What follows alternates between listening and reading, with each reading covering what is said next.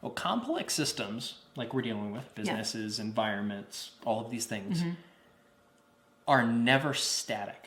There's no such thing as a complex system in stasis. Okay. They're always changing. I can see that. Okay. And there's a great deal of uncertainty in exactly how a system will change over time. But there is no uncertainty that the system will change. Got it. Totally. You know, old quote by Roman philosopher Heraclitus. Yes. Is, you never step in the same river twice. Oh, yeah. And it's true. You know, the river is a system, but the individual water molecules, the rocks, you know, all of the things that are part of the system are constantly changing. Yeah. You know, same thing with our bodies. Yeah. You know, cells are dying, cells are renewing, splitting, you know, things are coming in, things are going out, you know, all of these things are happening. Yeah, something like 7 years later, no cell is the same as it was before. That's nuts. Yeah, which, you know, there are a lot of, you know, deeper philosophical questions like, are you the same person? Right. What really is identity if all like of what these is things... self and... Right. Yeah, what are all of these things that are changing? So, you know, the thing is, when you're trying to, you know, simulate or use our limited predictive abilities to figure out what's going to happen... Yeah. Uncertainty and change really kind of throw a wrench into that, right? Because everything's changing. You don't know how it's going to change or why or when or what's going to happen or all of these things. Yeah. And that impacts your ability to predict... Definitely. ...what's going to go on. So what do you do? So, while you're planning, any plan that doesn't account for the certainty of things changing is a plan that from the outside is immediately doomed to failure. Oh, there's a very good Berkshire Hathaway example of this, actually. Go ahead.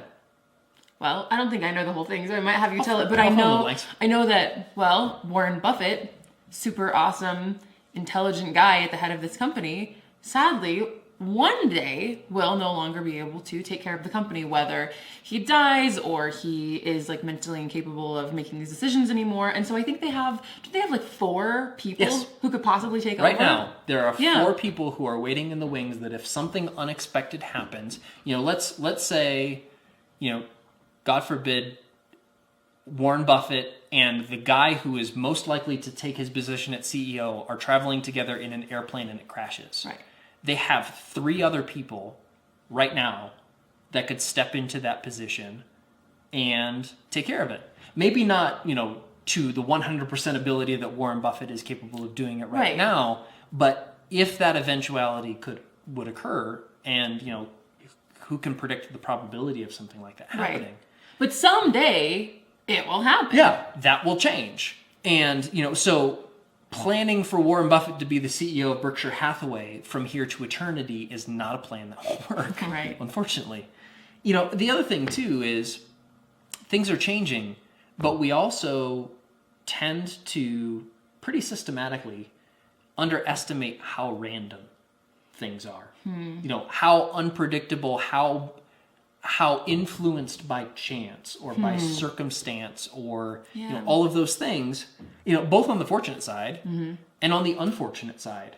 I mean, randomness plays a huge role in our daily life, and that is very uncomfortable to think about. That, you know, to a large degree, you know, your fortune or misfortune is in many instances influenced by luck. And, you know, so that's a little bit of, you know, an antidote to excessive self-regard tendency. It's like, you know, if you're doing well, you've probably been very fortunate, and there's probably a skill element involved as well. But, you know, it's also, you know, people, and some people say this about Warren Buffett or, you know, other stock pickers. You do the probabilities, you do the statistics, and you're always going to have at least a couple outliers who got really, really lucky. You know, have a bunch of millions of people, you know, flip 1,000 coins in a row, and you're going to have one or a couple who flip a string of 1,000 heads. It's going to happen. So randomness and change really kind of throw a wrench into our ability to predict. So part of the lesson is humility, and part of the lesson is planning for change and doing things to compensate or provide some flexibility and resilience, which we'll talk about in detail here when we get to improving systems. Okay. planning for that is a necessity Okay. because things can and will change, often unexpectedly.